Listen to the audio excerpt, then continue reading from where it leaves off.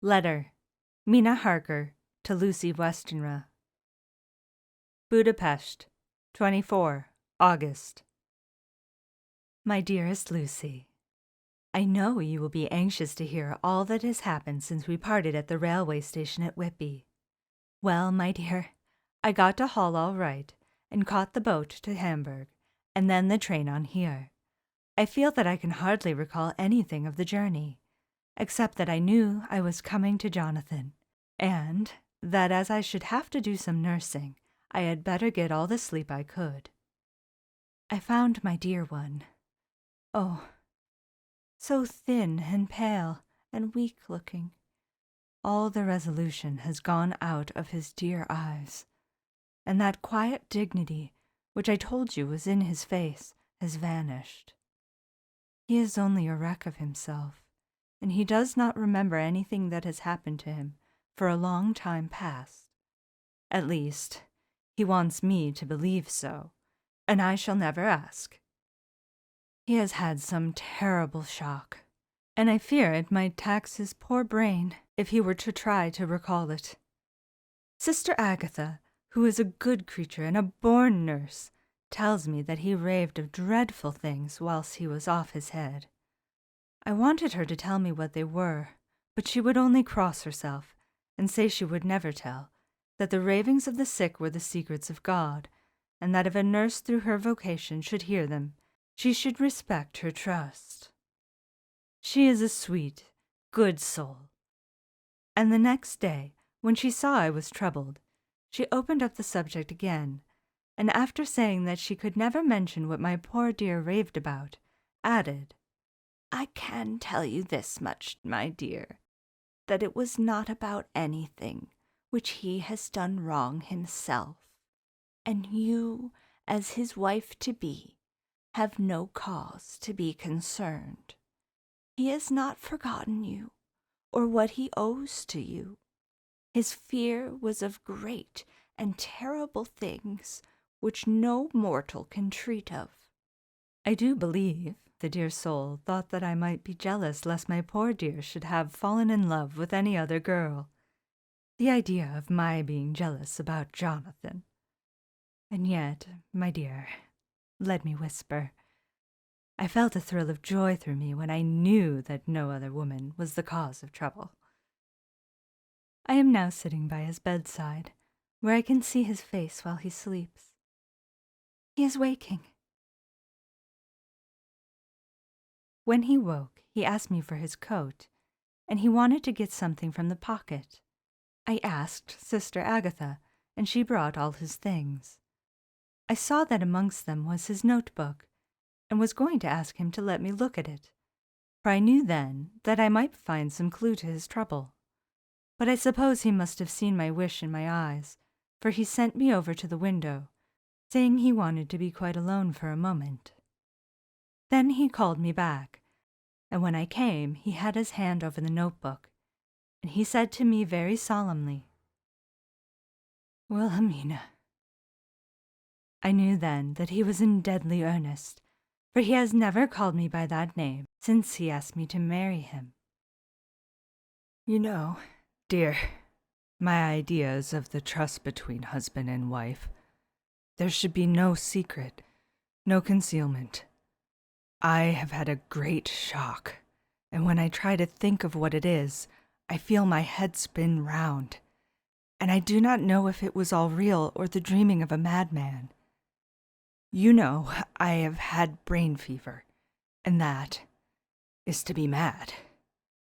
The secret is here, and I do not want to know it. I want to take up my life here, with our marriage. For, my dear, we had decided to be married as soon as the formalities are complete. Are you willing, Wilhelmina, to share my ignorance? Here is the book. Take it and keep it. Read it if you will, but never let me know, unless, indeed, some solemn duty should come upon me to go back to the better hours, asleep or awake, sane or mad. Recorded here. He fell back exhausted, and I put the book under his pillow and kissed him.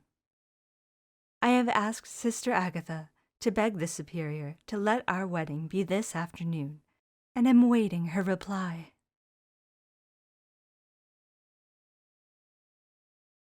She has come and told me that the chaplain of the English Mission Church has been sent for. We are to be married in an hour, or as soon after as Jonathan awakes. Lucy, the time has come and gone.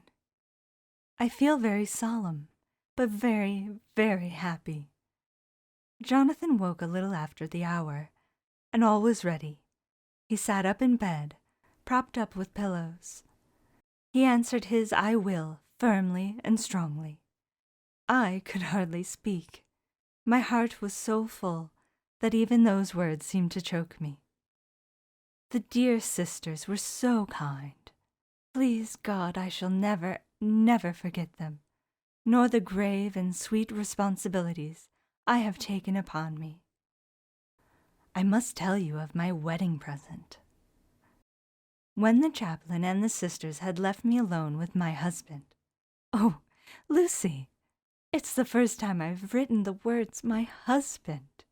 Left me alone with my husband, I took the book from under his pillow and wrapped it up in white paper, and tied it with a little bit of pale blue ribbon which was round my neck, and sealed it over the knot with sealing wax, and for my seal I used my wedding ring. Then I kissed it and showed it to my husband, and told him that I would keep it so, and then it would be an outward and visible sign for us all our lives that we trusted each other, that I would never open it unless it were for his own dear sake, or for the sake of some stern duty.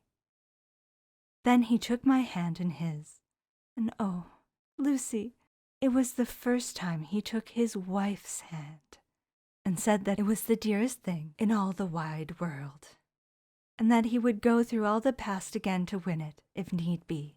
The poor dear meant to have said a part of the past, but he cannot think of time yet, and I shall not wonder if at first he mixes up not only the month, but the year. Well, my dear, what could I say? I could only tell him that I was the happiest woman in all the wide world, and that I had nothing to give him except myself, my life, and my trust, and that with these went my love and duty for all the days of my life. And, my dear, when he kissed me, and drew me to him with his poor weak hands, it was like a very solemn pledge between us. Lucy, dear, do you know why I tell you all this? It is not only because it is all sweet to me, but because you have been, and are, very dear to me. It was my privilege to be your friend and guide when you came from the schoolroom to prepare for the world of life.